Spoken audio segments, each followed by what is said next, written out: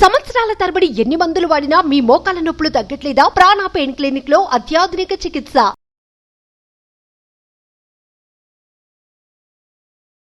Welcome to Suman TV. ఈరోజు మనతో పాటు ఉన్నారు ప్రముఖ న్యూరో సర్జన్ డాక్టర్ రంగనాథం గారు from S L G hospital, Nizampet, Bachupally. Doctor గారు నమస్తే. నమస్కారం. డాక్టర్ గారు, vitamin D. So vitamin D అనేది చాలా అవసరం. ఇది తగ్గితే అనేక రకాల అనారోగ్య సమస్యలు వస్తాయని చెప్తూ ఉంటారు. మరి విటమిన్ డి ప్రాముఖ్యత ఏంటి? అది మనకి ఎలా అందుతుంది? సో ఇది తగ్గితే మనకి ఎలాంటి అనారోగ్యాలు వస్తాయి? విటమిన్ డి అన్నది ఎప్పటి నుంచో విటమిన్ల గురించి అందరికీ తెలుసు. A, B, C, B complex, vitamin D, vitamin E, ఇవన్నీ. ఇందులో ఒకటి విటమిన్ డి. ఈ విటమిన్ డి గురించి పర్టికులర్గా ఏమిటంటే కోవిడ్ టైంలో దాని వాడకం చాలా ఎక్కువైంది. ఎందుకంటే అది ఎలా గ్రహించారంటే శరీరం తాలూకా ఇమ్యూనో సిస్టమ్, రోగ నిరోధక వ్యవస్థ ఏదైతే ఉంటుందో దాన్ని పెంపొందించడానికి విటమిన్ డి ఉపయోగం గ్రహించి చాలా విరివిగా వాడారు. కానీ నిజానికి వేరే విటమిన్ డి అనేది నేచర్ నుంచి మన ప్రకృతి నుంచి వచ్చేదే, ప్రకృతి సిద్ధమైంది. ఈ విటమిన్ డిలో రెండు రకాలు ఉంటుంది. ఏమిటది? కొలికాల్సిఫెరాల్ అని, ఎర్గోకాల్సిఫెరాల్ అని. అంటే చాలా శాతం ఆకులు, చెట్లు వాటిలోనే తయారవుతుంది సూర్యరశ్మి నుంచి. కొంత దానిని ఎర్గోకాల్సిఫెరాల్ అంటారు. కొలికాల్సిఫెరాల్ అంటే మన శరీరం మీద, చర్మం మీద పడి, అది కూడా అల్ట్రావైలెట్స్ రేస్ నుంచి వచ్చేటువంటి తయారీ వల్ల విటమిన్ డి వస్తుంది. ఇప్పుడు విటమిన్ డి వాడకం కూడా ఈ మధ్యకాలంలో ఎందుకు పెరిగిందంటే మన దేశం ట్రాపికల్ దేశం, అంటే ఉష్ణ దేశం. ఈ దేశంలో మామూలుగా రోజులో వేసవికాలం కాదు, మిగతా రోజులు కానీ సూర్యుడు ప్రకాశిస్తూ ఉంటాడు. ఈ చలి దేశాలు తీసుకోండి, ఎందుకంటే ఎక్కువ శాతం ఏదైతే విటమిన్ డి తయారవడానికి ఉపయోగపడేది సూర్యరశ్మి వారికి లభ్యం కాదు. కాబట్టి వాళ్ళలో ఈ విటమిన్ డి లోపం అనేది కనబడుతూ ఉంటుంది. ఈ మధ్యకాలంలో భారతదేశంలో కూడా సంప్రదాయం వచ్చింది. ఇప్పుడు ఏసీలు ఇవన్నీ వచ్చి పాతకాలంలో ఎక్కడున్నాయి చెప్పండి?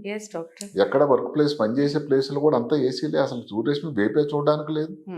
తెల్లవారు నుంచి మళ్ళీ సాయంకాలం అయిన తర్వాత ఆఫీసు నుంచి ఇంటికి చేరడం సరిగదా. వర్క్ ఫ్రమ్ హోమ్, ఈ వర్క్ ఫ్రమ్ హోమ్ గత 2-2.5 సంవత్సరాల నుంచి ఇంకా 50% మంది ఆఫీసులకు వెళ్తున్నారు.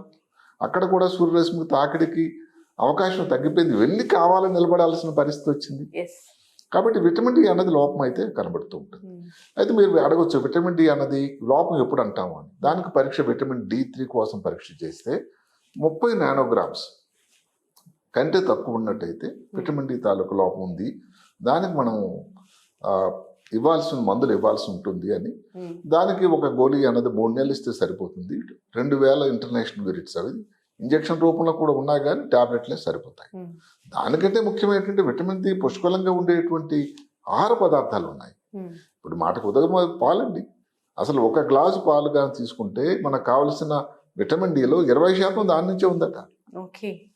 అదే కాకుండా మీరు ఎవరైనా వెజిటేరియన్స్ కన్నా ఉన్నట్టయితే తీసుకున్నటువంటి భోజన పదార్థాల్లో ముఖ్యంగా మష్రూమ్స్ అని, పుట్టగొడుగులు చాలా పుష్కలంగా ఉంటుందట.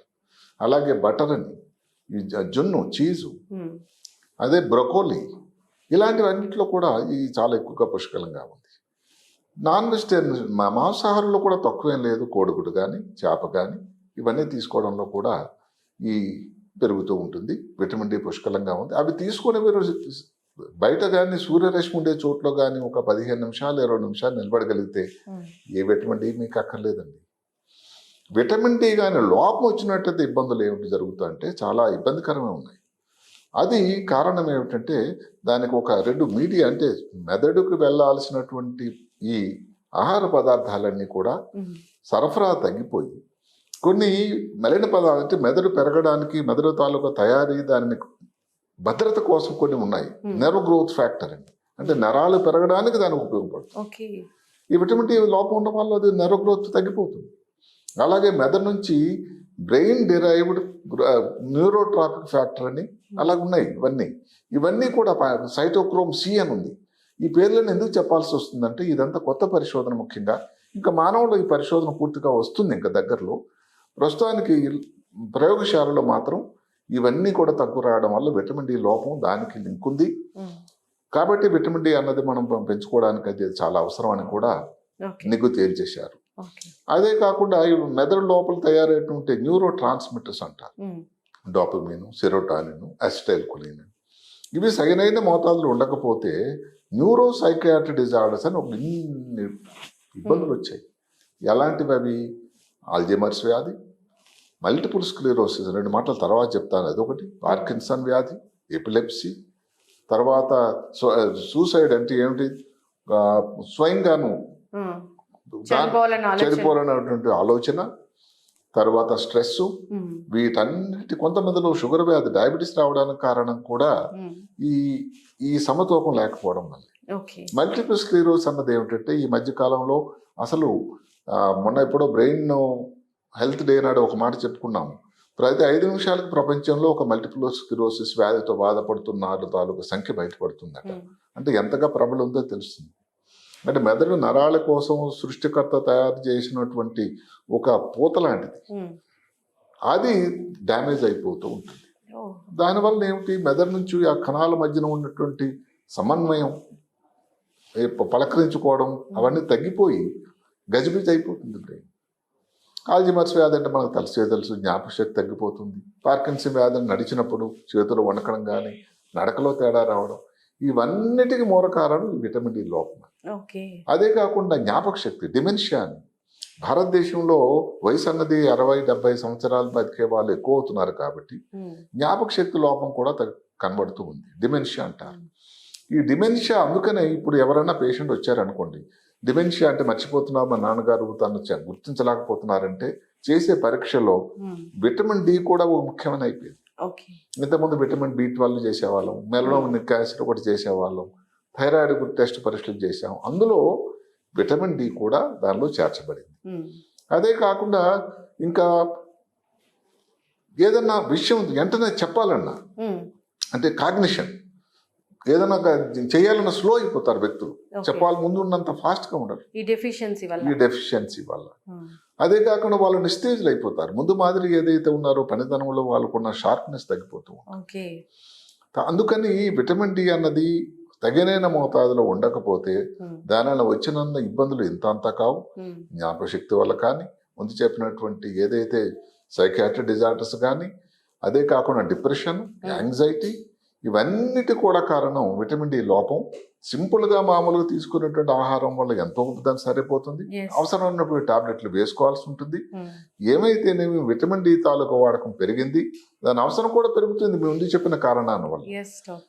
కానీ దానికి టెస్ట్లో పరీక్ష చేయించుకుని ఏదన్నా తేడా, మీరే ముందే మాటకి యాక్టివ్గా లేరు, ముందు మాదిరి ఏదో తేడా ఉంది, నీ భార్యలో తేడా ఉంది, ఎవరికన్నా తేడా వచ్చిన డాక్టర్ని సంప్రదించి దానికి పరీక్షలు, ముఖ్యంగా విటమిన్ డికి సంబంధించిన పరీక్షలు చేసుకోవడం వల్ల మీ ఆహారం కుదిరిపడుతుంది, మీ ఆరోగ్యం చక్కగా ఉంటారు. కొంచెం ఈ విటమిన్స్ ఇలాంటి మినరల్స్ తక్కువైనా కానీ ఏదో ఒక అనారోగ్య సమస్య వస్తూనే ఉంటుంది. సో విటమిన్ డి అనేది చాలా ముఖ్యమైనది. సో అది బ్రెయిన్కి సంబంధించిన ఫంక్షన్స్ని చాలా బాగా నిర్వర్తిస్తుంది కాబట్టి ఖచ్చితంగా విటమిన్ డి అనేది అవసరం. సో జనరల్గా ఇలాంటి అబ్నార్మల్ సిమ్టమ్స్ కానీ కనిపిస్తే డాక్టర్ని సంప్రదించాలి. అదే కాకుండా ఇంకోటి అండి, స్ట్రోక్ వచ్చింది అనుకోండి, స్ట్రోక్ వచ్చినప్పుడు ఏమవుతుంది, ఈ మెదడు లోపల కొన్ని కణాలు డ్యామేజ్ అయిపోతాయి. ఆ స్ట్రోక్ కణాలు డ్యామేజ్ అయిపోవడానికి ఒక కారణం ఏంటంటే విటమిన్ డి లోపం కూడా. కాబట్టి స్ట్రోక్ వచ్చే వాళ్ళకు కూడా ఈ మధ్య కాలంలో హోమోసిస్టిన్ అని కొన్ని పరీక్షలు చేసి విటమిన్ డి ఎంత ఉందని కొన్ని లోపం ఉందా లేదని గ్రహించి దాన్ని బట్టి వాళ్ళకు కూడా విటమిన్ డి అన్నది ఇవ్వడం జరుగుతూ ఉండేది. వాళ్ళ రికవరీకి అది కూడా దోహదకారి అవుతుంది. ఎస్ డాక్టర్ గారు, చాలా చక్కగా చెప్పారండి. ఖచ్చితంగా విటమిన్ డి అనేది అందరికీ పుష్కలంగా లభించాలని కోరుకున్నాము.